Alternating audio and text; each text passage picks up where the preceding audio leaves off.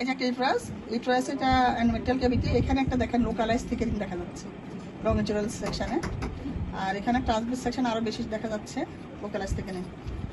তো এই ধরনের হইলে আমরা একটা পলিপের মতোই দেখা যাচ্ছে, এরকম হলে আমরা পলিপি বলি। দেখা যাক, আমি আমার লাইভ দেখাই আপনাদেরকে, রিয়েল টাইমে দেখেন। এই যে রিয়েল টাইমে আরো স্পষ্ট বোঝা যাচ্ছে, একটা সলিড মাসের মতো দেখা যাচ্ছে। দেখেন এই জায়গাটা ইকোজেনিক। আমি ভাস্কুলারিটিটা দেখে দেখেন, সেন্ট্রাল ভাস্কুলারিটি আছে সম্ভবত এই জায়গাটা তার কারেক্টিভ স্ট্রোক।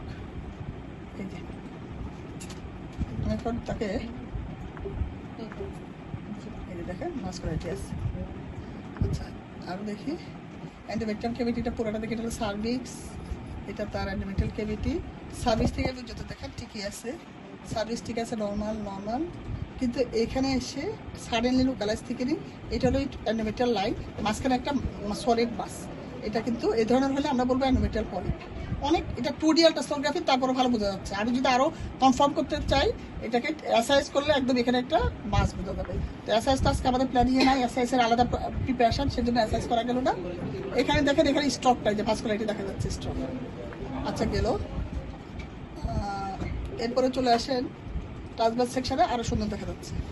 এটা সম্ভবত বায়োমেটাস পলিপ, বেশ বড়, তো অনেক বড় ভাস্কুলারিটি আছে। এই যে অনেক ভাস্কুলারিটি দেখা যাচ্ছে, ভাস্কুলারিটি বেশ বেশি এবং বড়।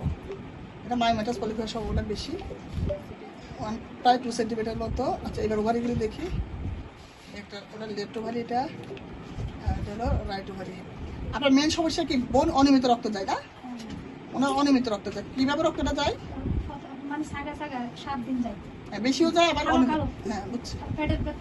আচ্ছা এই যে পলিপ থাকলে সাধারণত পেট ব্যথা হয়, কারণ আমাদের জরায়ু চাই এই ধরনের একটা ফরেন বডি পলিপের মধ্যে এটাকে বের করে দিতে চাই, তখন অনেক ক্রাম্পিং পেইন হয়।